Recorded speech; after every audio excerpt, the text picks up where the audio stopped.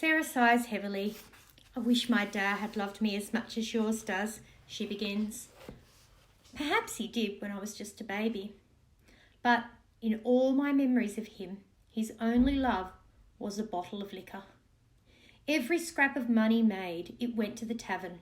6 children he and Ma had together, and all of us hungry from sun up to sundown. Half of what he spent on rum could have bought us a meal.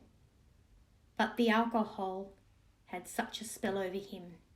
He'd let his own family starve before he'd give up his drinking. I'm so sorry, you say. It feels like a cold wind is blowing through your chest. I used to wish that he'd drink himself to death, that he'd fall in the river, in a stupor one night, or that his guts would go bad and it would kill him. But in the end, I was the one who killed him. You gasp. Your mind is a reel. Good, kind Sarah, a murderer. I didn't mean to, she confesses. One night he came back late, raging like a storm. He started beating Ma, and he often did, but this time he knocked her out cold. The little ones were screaming and he came toward us. I had to make him stop. There was a bottle there. I threw it at his head, she whispers sadly. I was trying to kill him. I wasn't trying to kill him. I just wanted him to stop. But they said it was murder. You pull Sarah into a tight embrace. You can't believe what she's had to go through. You feel her hot tears on your shoulder, and you whisper fiercely into her hair, if I'd been there, I'd have killed him for hurting you. Sarah draws back, wipes her tears, and manages a wan smile. My family's not even better off without him, not now that I've gone too. I was lucky not to hang for it in the end. They ruled it was accidental, but it was still enough for me to come to a life sentence. The other children are still too young to work too much. So now all the earning is up to Ma. She's all alone. They're not being beaten, at least, but I just wish I could help. Most of the prisoners in here only think of themselves, you declare. And here you are wishing you could help others. You're an angel, Sarah McBride. She gives you another little smile. I think you deserve some good luck at last, and I know just what's going to happen, you tell her. You begin to imagine a future for the two of you with such conviction that it feels as if it really will come true. I'll be sentenced to transportation too, and we'll sail across the world side by side. We'll finish our time as convicts and we'll put all that behind us. We'll receive a parcel of land and farm it together. We shall farm fruit trees or have horses. Both, Sarah grins. You can see the light growing in her eyes. All right, so we shall, you agree. If you have any of your sentence left to serve, we'll tell that darn governor or whoever's in charge that you're to be assigned to me, and we'll live together as sisters. Our horses will be farmed throughout the colony, and we'll send the extra money to your Ma and the little ones. My Da will be free by then too. He can join us. Sarah's laughing and shaking her head. Don't you disbelieve me, Sarah McBride, you scold her. That's exactly how it will happen. Wait and see. You reach out and squeeze her hand, and then you whisper, I promise with all my heart that no matter what happens, you're family to me. Sarah kisses your cheek. And you to me, she replies.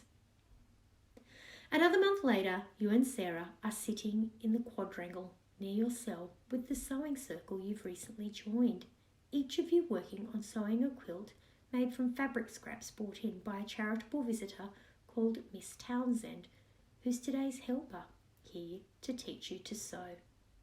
It's spring now, not so cold, but you're still looking forward to having a second blanket to call your own. A clanging door and heavy footsteps cause everyone to lift their heads up from their sewing. A guard enters the room and calls your name. You slip and stab your finger with the needle. Feeling your stomach flip, you put down your quilt and stand. This is it. It's your turn to be taken away for sentencing at the courthouse. A circle of worried and sympathetic eyes look up at you. Be brave, my dear, says Miss Townsend. Remember, they can take your freedom away, but never your dignity. A few of the other prisoners snort under their breath. Everyone here except Miss Townsend knows what it feels like to be stripped of dignity. You look at Sarah. She gives you an encouraging nod and a strong smile that says, you can do this. Led by a chain attached to iron cuffs on your wrists, you are taken deep into the tunnels below Newgate. One of these tunnels leads to the Old Bailey Courthouse, where a judge will pronounce your fate. This day has been hanging over you for 2 months now. You don't want to die, you think desperately. I want to live. I want to see Da again, please. At the end of the tunnel is a flight of stairs. You pause at the bottom, your stomach churning. Fear has made your whole body so weak that suddenly you're not sure if you could even manage to climb them. The jailer gives your chain a yank. You take a deep breath and dig down inside yourself for some courage. And then you begin to climb, 1 foot after the other. This is it, the moment you'll find out if you will live or die at the end of a rope. The judge looks down on you from the bench. He has a large red nose covered with little red veins, a horsehair wig, and very tired-looking eyes. From time to time, his fingers slip under his wig to scratch at his head. You suddenly wonder how you must look to him. While you've awaited your sentencing in jail, you've become weak and withered from lack of sunlight and decent food. You feel so thin that you almost fancy there wouldn't be enough weight on you to pull down the noose and hang you. You might just slip from the rope and float away like an autumn leaf. Still, you remember that where there's life, there's hope, and that you aren't hung yet. You've heard that the judges sometimes show mercy to the young people who show regret for their crimes. You look up into his face and will your voice not to wobble. I am truly sorry for what I did, sir, you say. I know it was wrong. I've learned my lesson, sir. Please believe me. The judge sighs. He shakes his head solemnly. You don't know if he's disappointed in you, or sorry for you, or simply fed up with his job. He rubs his brow. I see criminals come before me day in, day out, he muses, almost to himself. And they seem to be getting younger and skinnier by the week. How old are you?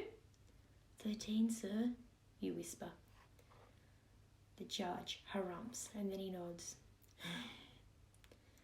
I don't believe there's any lessons to be learned in hanging one whose life has barely begun.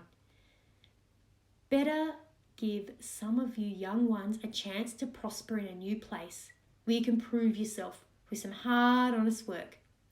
You are hereby sentenced to be transported for 7 years beyond the seas. There's a knock of the judge's hammer, and all murmuring and shuffling of feet as guards lead you from the room. Your mind is whirling and relief floods through you. 7 years beyond the seas. You've been given the shortest term possible for transportation, so you're not to die, but to be blown like a leaf to another world. I wouldn't be looking so happy if I were you, scoffs the warden who leads you out of the courtroom. You're going to the end of the earth, full of naught but thieves and murderers. Now get a move on. As you're led back down the tunnel to Newgate, the tapping of your hem against your leg reminds you of the bracelet still sewn securely inside. You remember the feeling of courage you had on the day it was given to you, when you claimed calm to the horse. I'll need even more courage for the years to come, you think. You remember too the lady's words. Keep this close and secret. When you understand its meaning, you'll know it's time to pass it on. You still don't know what that means, but you're determined that you'll keep your treasure with you for this voyage and the new life to come. The months drag by in prison as you wait for your name to be called up. You've had no word from Da, but there have been no hangings since you saw him either. Is he still even now sailing across the world in chains, you wonder? How will I ever find him again? Every few months rumours fly as another shipload of prisoners prepare to leave England. But it never seems to be your Sarah's turn until one summer's morning a guard appears on your level of the prison and begins shouting out a list of convicts to be transported to the southern colony of Van Diemen's Land on the next ship. You all watch him anxiously through the bars. "Sarah McBride!" he barks. Sarah gives a little gasp and squeezes your hand. Your heart beats in your mouth. Will your name be on the list too? You can't survive in this place without your only friend. The list seems to go on forever. 20, 30, 40 names.